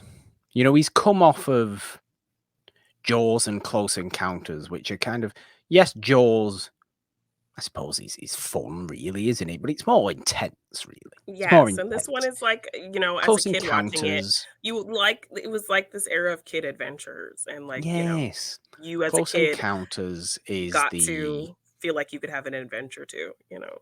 yeah, well, exactly. I'm sorry, I don't mean to go through Spielberg's kind of entire career, Filmography. but his Yeah. his kind of um his journey of it is with the 70s stuff. You get kind of a little bit more mature thought, I suppose, go into his movies. And then as soon as the 86 with like Raiders in 81, you get all out. Spielberg's now just playing for everyone and Yeah. doing it so perfectly. Like, children aren't necessarily going to love Close Encounters of the Third Kind, right? Yeah, But they're probably. going to love E.T. Yeah. And adults might love Close Encounters of the Third Kind, but they're also going to love E.T. This is Yes. everybody now. Yes. And I think E.T. just captures that so well. It's such a pure movie. And it's very emotional. It's They even very had like emotional. You speak about movies about such basic things, but such deep things as love and friendship and togetherness. And you play it in a way here, just adding a little bit of magic with the fact it's an alien. yes, and I mean, the fact that they did a nostalgia commercial with Henry Thomas with E.T. and that like Yeah, that could bring a tear is just a yeah. testament. It's Like a with testament. a grown-up Henry Thomas doing this commercial where E.T. comes back to visit him, like, and that shit could make you cry. Like that's just a Of course testament it to like how could. great this movie It's is. it's just a legendary part of movie history and always will be. Yeah. And I think worldwide, universally, being a universal movie, universally, or an Amblin movie, whatever stupid Spielberg you want to be called, Yeah. Amblin. It is a universally loved movie. Yes. It really is. You can't get away from that. There's not somebody who doesn't like E.T. There's not somebody who isn't moved by E.T. And it's too pure and it's too relevant to literally everybody's experiences, because everybody's gone through childhood friendship to some degree. Yeah. And if you haven't, then, I mean, what a tough life you must have lived. But most people have gone through some form of childhood friendship, and that is 100% what E.T. is about. And saying goodbye to that childhood friend who you've grown to love is horrible. Yeah. And that's, that's the heavy emotion of E.T. And I love E.T. But my fun story about E.T. is actually, aside from the fact that it's one of few movies that is actually a Morgan's family kind of movie, alongside things like The Wizard of Oz and Willy Wonka and the Chocolate Factory. Oh, those are some good family movies. Mine aren't as wholesome. And Star Wars, I would have to say, and Star Wars. When I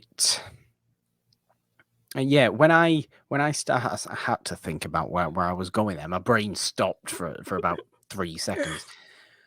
When I started work, where I am now, the first thing one of my coworkers asked to me, when I first started, he came in.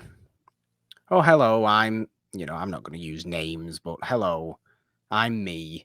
How are you? Introduce each other. Yeah, how are you? Have you seen E.T.? This is what he asked me. I say, yes, of course I've seen E.T. Who hasn't seen E.T.? And then he just points to another one of my co-workers at this point. He's like, she's not. I ask everybody this because everybody has seen E.T. apart from hasn't? Insert name here. That's terrible. And it's just like, why do you keep bringing it up? And I remember her turning around. Why do you keep bringing up this every time somebody new comes? Why do you keep bringing up this? Because you haven't seen E.T. And you need to see it. It's ridiculous. Yeah. So I asked, why is this? How did this become a thing? I asked. Yeah. We were having a conversation about what's your favorite movie from the year you were born. And I said, not me. I'm pretending to be the person talking to me here. And I said, well, for you, insert name here, it must be E.T. 1982. Yeah. It must be E.T. It was like, I've never seen E.T. And his face just dropped. Or he's just pretended that his face just dropped. So I like that. I like that E.T. is this it's thing. kind of like this point of like... that I hope to God he still asks everybody new that starts. Well, we are working through department at the moment. We are working through several films, so you'll never have to experience that again. If somebody asks you if you've seen something, and then you can say you've seen it. So, but no, I just a whole show, so that would never happen to you. I hope he carries that on. And to be honest, I hope the lady who hadn't seen E.T. has now seen E.T. Although I highly doubt she has. Highly doubt she has. Probably not. But I love that it was stubborn like you, who doesn't give in to peer pressure. Possibly, yes. I love that was always a thing. That's a good question. It is a good question. Well, no, the question was, have you seen E.T.? And he just insisted on asking everybody he came across, have you seen E.T.? That's what I'm saying. It's a good question. It is. Just need to know information. It's like my research question that you find out the oldest movie most people have seen is The Wizard of Oz. Yeah. Because people don't realize it's from the 30s. Yeah. I mean, I'm assuming everyone just thinks it's like from the 50s or something. Yeah. It's weird. Anyway, yes, E.T. was my last pick for great alien movies. Jeannine, I think it's time to finish off this episode, though, with some fun and games. We like the fun and games. Celebrate the fun and games. We haven't. What are we calling this game, Jeannine? Alien Descriptors. Sure. That's a boring title, but that's I know, what it is. It's kind of boring. So we both did this kind of differently because, yeah, we decided this is our show. We don't have to adhere to any kind of strict rules, just do what No. we want. So your questions are you kind of give some descriptors and I have to guess Yes, what who the it, alien from yes, the it's movie. I'm pretending to be an alien, basically. When I Okay. read out these descriptions of So myself, you yours I'm are pretending to be an alien. yours are who am I? And mine Basically, are yes. what movie am I in? Okay. Oh, this is Yes. interesting then, because this is different. This is a different Yes. situation. I hope to God I've seen all the movies.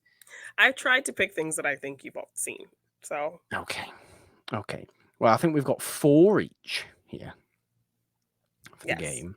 Yes. Janina, would you like to go first, or would you like to ask first?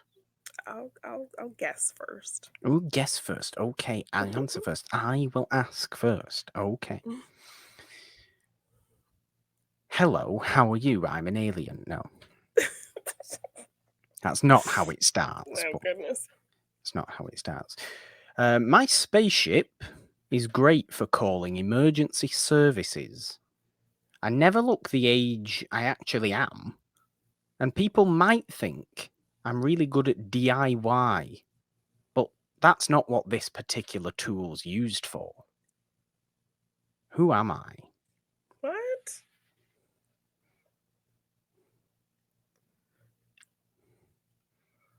My Younger? spaceship is great for calling emergency services. I never look the age I actually am, Oh, and people might think I'm good at DIY, but that's not what this particular tool is used for. younger than I am. Emergency services. I was quite pleased with the Yes, quite I pleased don't with this I one have actually. no idea. I have no idea. No. If I was to say that it's not necessarily movies you're looking for with this one, would you still have no idea? So it's a TV show alien? Yes, it is indeed a TV show alien. I don't know. So I'm just going to say Alf. Al, it is not Alf. I am in fact the Doctor from Doctor Oh, Who, because okay. I fly around in a police emergency call box. Ah, okay. I never look the age I actually am, which is over Okay. 900. Yes, And good people clues. might think I'm good at DIY, but that's not what this screwdriver's used for. Ah, good, good. I should have known Yes, you would have gone Britishy, Britishy. the Doctor. Yes, that We was a good like one. the Doctor. We like the Doctor. Okay. Um, We're pizza. scoring this one as well. It's one to Oh, score. great, Yes. great. Of course. Of course you Yes. decide that Come after on. you I've got to stumped win. me. I've got to Okay. win. I forget who's winning. You're winning, but I forget how much you're winning by in the scores. Pizza, dogs, and dairy dominate my universe. I get an encore in this spoof. What film am I in? Pizza, dogs, and dairy Yes. dominate my universe, but I get an encore Mhm. in this. What was the last bit? Spoof. What film am I in? Spoof. Oh God, pizza dogs. Why am I thinking of Futurama? It's got aliens in it. That's why. Pizza dogs and dairy. Oh God. I feel like it, and I thought this was like the easy one. Oh, for God's sake. Wait, say the last part again. I'm too focused on pizza dogs and dairy. I get an encore in this spoof. An What encore film? in this spoof. So I'm looking for the name of the movie, aren't I? Yes. What film am I in? So I'm going to make an encore in this spoof.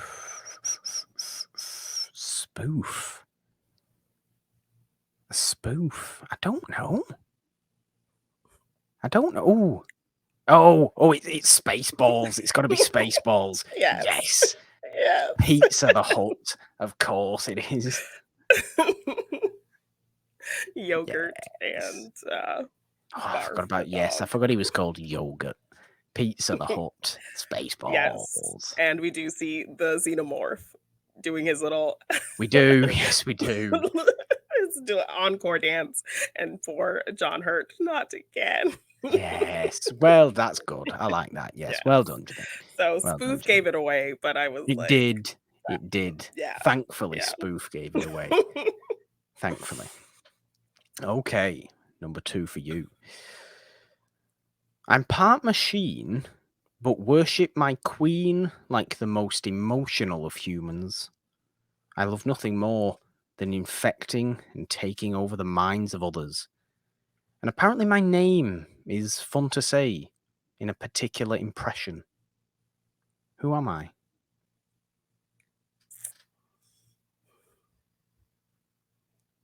Or what alien am I?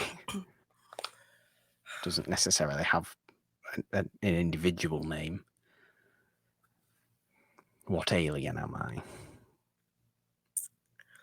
I'm part machine, but worship my queen like the most emotional of humans. I love nothing more than infecting and taking over the minds of others. And apparently my name is quite fun to say in a particular impression.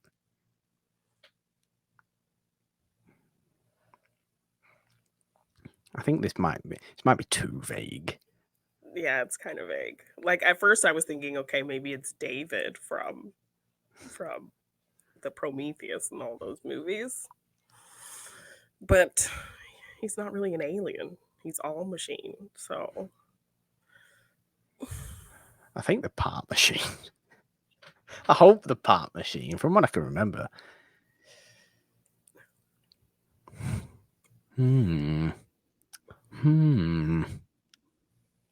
No. Yes. Is it oh, I think I got it. Is it the Borg? It is. It's the Borg. Yes. That's exactly what it is. The Borg. Borg. Yes. Is that not an accurate description of the Borg? I think that's an Yes, accurate that is description good. of the That is Borg. The Borg. Yes, the Borg. We love the Borg. We do like the Borg. We're big fans of the Borg here. Yes, we are. We are. Okay. Us monsters in the sky can't compare to the monster below ground. Fashion wins the day in this film. What Fashion. movie am I in? Fashion wins the day. Aliens and fashion. Monsters in the sky can't compete with monsters underground. I'm just thinking of the Wombles now. Underground, overground, wombling free. What? It's the Wombles of Wimbledon. Come and are we? It's not the Wombles. Making good use of the things that we Britishy find. nonsense are you talking about? Things that the everyday folk leave behind. That's the Wombles. It was a show about recycling. Oh. They're great, the Wombles, but every time anybody says underground, you just have to go underground, overground, wombling free, and it's just put me off. The monsters in the sky can't compete with monsters underground. Monsters in the sky. Fashion. Oh, I haven't got a clue. Fashion? No. Fashion. Monsters in the sky. Aliens. Fashion. Aliens that dress up. E.T. dresses up. But there's no E.T. underground monsters. Unless you count the people that try and come after E.T. and put him in a freezer. E.T. It's not E.T. That's my guess. It is 10 Cloverfield Lane. No, for God's sake.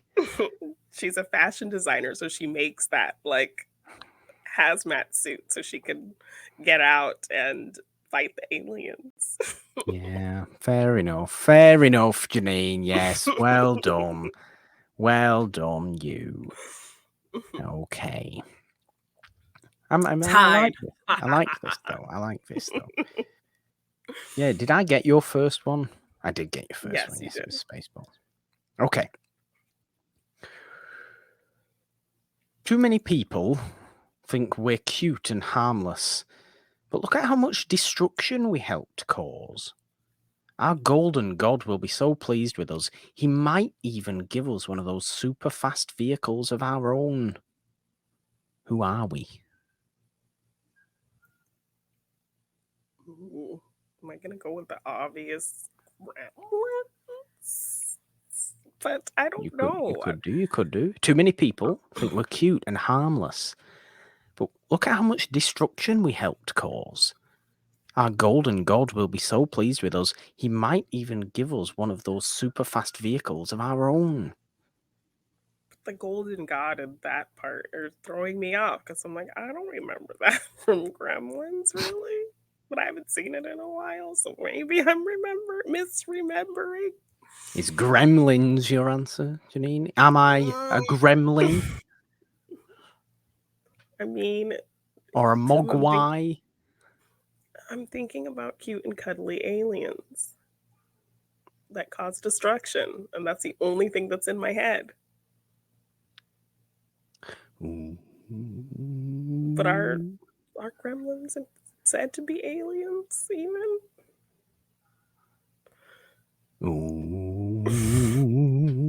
Stop it! I don't know why I'm doing that. I know. So it's an episode of Scooby-Doo. I'm just gonna say gremlins. I don't know. Oh, Jeannine, I'm afraid I'm an Ewok. Oh, I'm an Ewok. Too many people think we're cute and harmless, but we did help destroy the second Death Star and all those and the Empire. And our golden god, yes. C-3PO, might give us one of those super fast vehicles because we really had fun when we rode that speeder bike. Yes. Okay. I'm an Ewok. Okay. Come on, I've got to get this.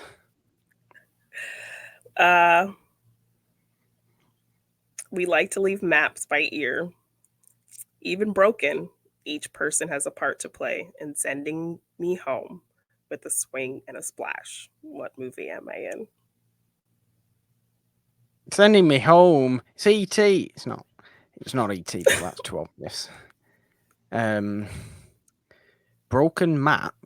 Did you say? Your riddles are so vague. They're so cryptic. I don't like cryptic things. We like to leave maps by ear. Even broken, each person has a part to play in sending me home with a swing and a splash. What movie am I in? A swing and a splash. Something to do with water. Sending me home. We're saying bye-bye. We're getting rid of these aliens. It's with water. And a swing. Does somebody swing a bat at the alien? We're broken people following a map to swing bats and splash water on aliens to send them home. Is what I'm getting from that. Am I being way too literal? I'm probably being way too... I'm a very literal person, Jeannine. I've got no idea again. I hate this. I've got no idea again at all. Oh, dear. I don't know. I've no idea at all. If you know, folks, you know why I'm laughing. Just please tell me I'm being way too literal. I'm not telling you anything. I don't know. I don't know. You don't know? Pass. Okay. Well, you literally just had your Final Destination moment, which I will explain to you what that is in a minute. But I had to find the answer is Signs, which exactly ends with somebody swinging a bat and spilling water signs. on the alien. Of course it does. Which is exactly what you Signs. said. You literally said, "Is someone swinging a bat?" Yes. Is someone getting splashed with water? Yes. That's what sends the aliens I away. don't remember the ending of Signs. We covered it on the show, I'm pretty sure. Signs, okay. When we did our M. Night Shyamalan series. Yeah. I preferred Yes. The Village Leaving anyway. maps by ear, ears of corn in the cornfields is how they I leave their don't maps. know. That's not a term. Corn on the cob. No, it's an ear of corn. I didn't know it was called an ear of corn. I'm not from Kansas. Neither am I. Oh my gosh. Oh dear. Okay. And even broken, because they're a broken family, each person has a part to play. So each person kind of contributed something into figuring out how to get rid of the aliens. Fine. But I figured the swing and the splash was totally going to give it away, which you said exactly that and didn't figure it out. Fine. So that just shows me how much you remember of the movies we watch on Morgan hasn't seen. You retain nothing. You just forget them right I after we watch. Nothing. I'm it's terrible. Not old and gray. I'm sorry, Jeannine. Don't remember it. But yes, very much a Final Destination moment, because when we were about to do the Final Destination series, I was teasing a big twist in these movies. And I thought I was so clever. Morgan's never going to figure out this twist. And he just randomly said, okay, let me guess. The last film is going to show that it's a big circle and leads into the beginning of the first film. He just said this out of left field. He didn't even remember saying that once we started the series and once he saw that last movie and what happened. He didn't even remember that he said that.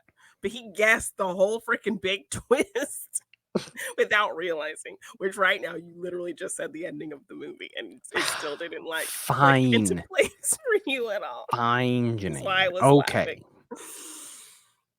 Last one. Okay. Do I have one more after this? Yes. Okay. People don't think of me as an alien at first because I'm usually very handsome. It only becomes obvious what I truly am after I take my glasses off. Who am I? Or what alien am I? Superman. I am Superman, yes, I am Superman. That was it. That was an obvious one with the glasses. Yeah, it's kind of obvious, but this last one might be kind of obvious too. But which means that now you're winning. Wait, okay. Are you winning? Did you get? What did you get? What else did you get of mine? I just got one of yours, so I got two of them now. You got Superman, and you got. Oh, you got the Borg. You got the Borg. That's the Borg. Okay, come on. I can't lose again. Okay. I got a holiday welcome to Earth, not to Miami, but a master of chaos took me down in the end.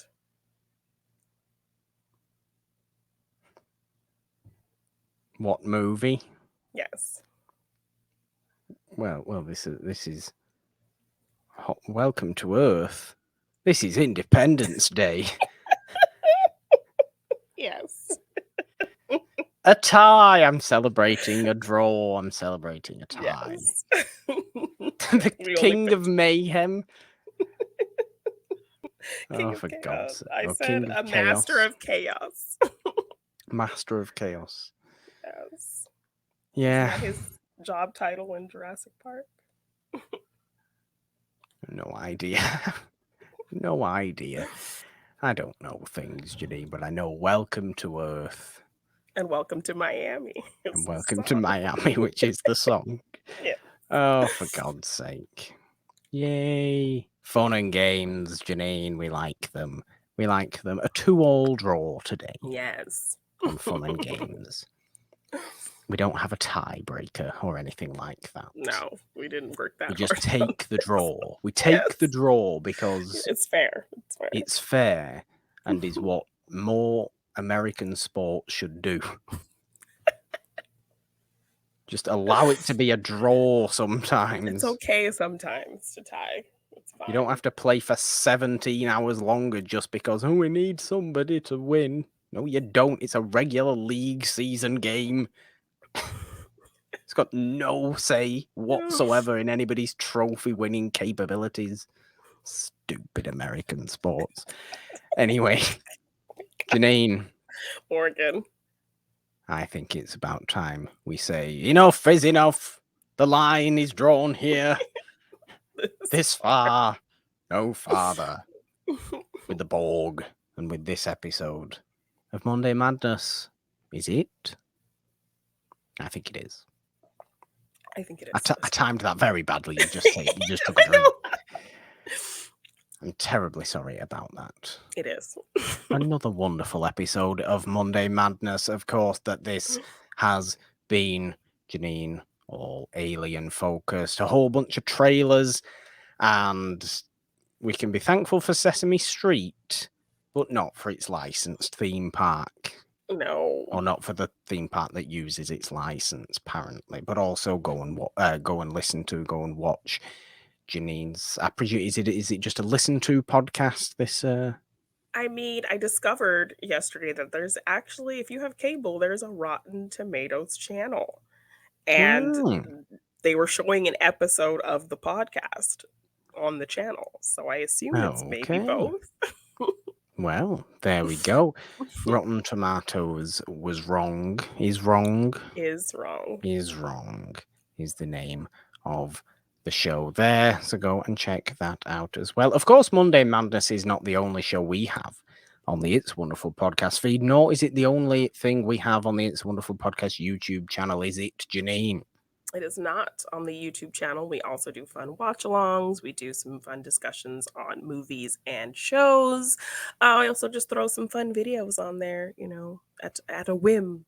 So check out everything we have on the It's a Wonderful Podcast YouTube channel. But on the podcast feed, we also have our Wednesday show, Morgan Hasn't Seen, where I force Morgan to watch things he hasn't seen.